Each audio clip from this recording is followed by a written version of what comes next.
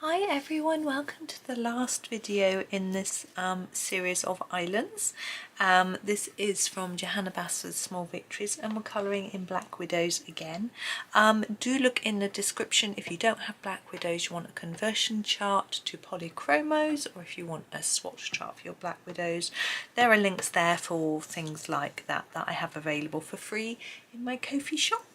Right, let's get on with this. Oh, there's also a page index for this book, so you can complete it and note down when you completed the pages and what colours, what pencils you used. I started filling that out for mine, and there we go. Oh, and I've lost it, so that's good. But I'm sure you won't be as careless as me. Right, water. Let's start with the water. I've decided that today we're going to start with our Cobra. It's quite an unusual colour for water, but let's have a look. Because as I put it down, you will see it's an almost, I would say, mustard green. What sort of a colour is that? Wow, it's like a mixture of mustard yellow and olive green, isn't it? It's a bit like lime peel in the old Prismacolors, I'm guessing, but it's a bit murky. So we want to add some blue to lighten and brighten, so we're going to do that next. I'm just going to have a look and see what blues I have. Don't have a great deal of blues in the Black Widows sets that I have. I think I am going to use the Forget Me Not. We did use this for our very first picture. There we go. And I'm going to use this probably all over our water to just slightly transfer it to make it look a little bit less yellow and a bit more like murky pond water. Because obviously that is the look I was going for. I just wanted to show you some different colour combinations for water, and you can pick what you like really. So some of these areas are a bit darker than others, and that is on purpose. And I'm going to take an even darker blue. I think I'm going to use this Galaxy blue from our Scorpion set to do the edge a little bit. Yeah, I do it, I don't do it even because I think about it's sort of the sea. So the waves would be breaking, so they wouldn't be even, and also when you get things under the sea they make the sea look different colours. So I've sort of gone around the edge with that, but I'm also going to do a few darker areas in the water as well. Goodness, that's a murky looking colour, isn't it? Ugh. Never mind, I think it's fun. Okay, now we have big cliffs in this picture with bits of plant growing out of them. We've got a, what should we do? Oh, excuse me, I am so tired. I've had quite a stressful day and it's making me feel quite tired. But anyway, it's fine. This is dim grey and I'm going to use this for all the rocks. I'm just going to put a layer, like a light base layer, base coat down, not on the grass if I can help it, and then I'm going to use a variety of different greys for different bits to try and give it some depth. It's my plan. We'll see if it comes to fruition. It's always a risk sharing my plan with you, because then either I might completely forget what I was going to do because I'm like that, or I might it just might not work. Okay, so we have a bit of a grey tinge, and then I'm going to start here, and on the faces, the rock faces that are in this direction, I'm just going to put on another layer. So I'm sticking with the same grey colour, and every rock face in this direction, this colour. Just repeated myself. Never mind. That one.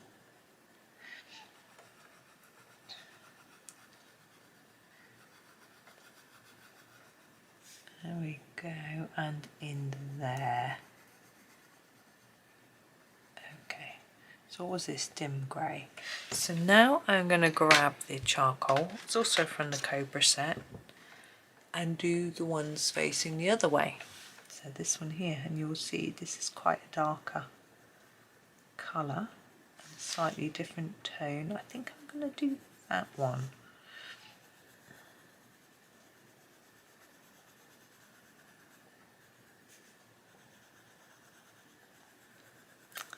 And then this one. And this one. Now the ones that are on the top, I'm actually just going to keep as they are. And then, but we do have a few facing at the bottom, which I think I will do. I will go over with the greythorn, which is our cool grey, so it'll look a little bit different.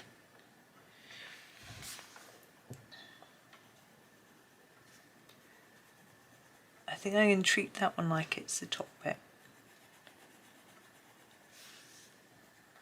There we go. So we've got a different colour rock faces. Now we have this bit of grass. Tempted to use the grass green because it's in the name, but might use we haven't used that green yet, it's a bit pale.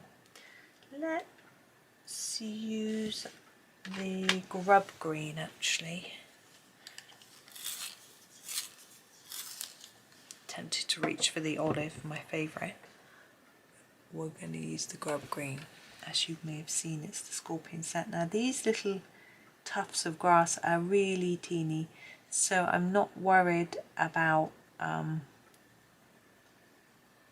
having more than one colour to them. I'm just going to make them the same shade.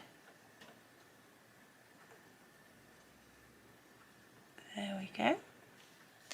Now this little candle is teeny weeny tiny, and we're going to deal with it quite now. We'll deal with it now.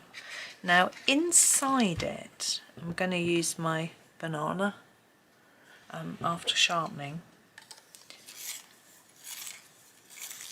I haven't decided what colour to do the actual candle yet, but in here, that's the banana. And then I'm going to grab the lemonade, which is a slightly lighter yellow from the spider set. But it's still vibrant because I need it to show up on this paper, which is cream. It's really difficult to show up a yellow, but I think that shows up quite well. Now our actual sort of lantern, I am going to do in the greythorn, which I've already got out here, because I want a cold grey and trying to make it look a little bit silvery. We've got such a teeny amount of space. Basically we want to leave a little bit of white in the middle to try and look like shine. I'll block that in though. The candle itself, it's teeny. I'm thinking if I do it red, it's going to stand out more. So I'm grabbing this blood diamond from the Cobra set, which I've just sharpened. Here we go. We can't really do the flame. I might actually grab bright orange. I've got here, this is from the Black Widow set, the pumpkin. I'm going to use that. I'm going to sharpen it. I'm just going to do the tiniest little bit. It's not even drawn in, but I'm just going to put a little bit at the top of our candle. Might not even show. There we go. Right. Now I'm going to deal with the flag on the other side, and I'm thinking if I do a silvery coloured flagpole and a red flag like the candle, it's going to just give us a balance to our picture, so I think I will do that. So the greythorn again for this flagpole, I'm going to fill in the top, but then with the pole itself I'm going to leave a lighter bit just in the middle there to make it look silvery shiny. It's quite tricky to see. And then back to our blood diamond for our flag. I'm going to put a light layer all over and then think about where it might be a little bit darker because of the way that it's drawn. So So I'm thinking in here, up against that flagpole as well, and maybe like that. Yeah. Now our houses, we have the stilts, that's the word I'm looking for first, which I want to do in a sort of woody type colour. I'm going to use my foxy brown from the spider set. It's quite a nice woodish colour.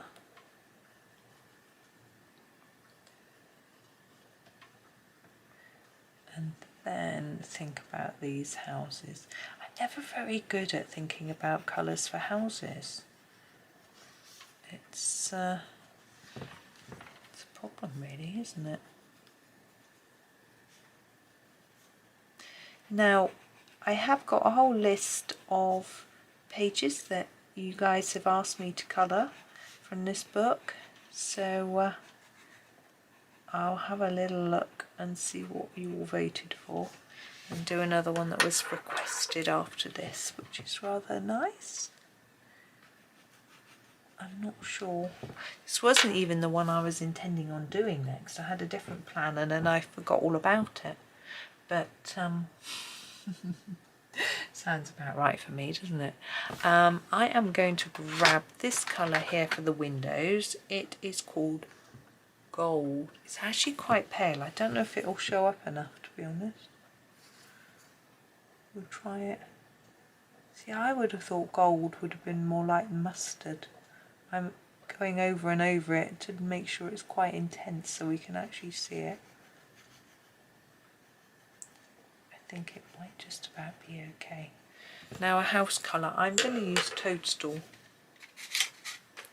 This is from the spider set. I don't think we've used it yet. I'm going to do both houses the same.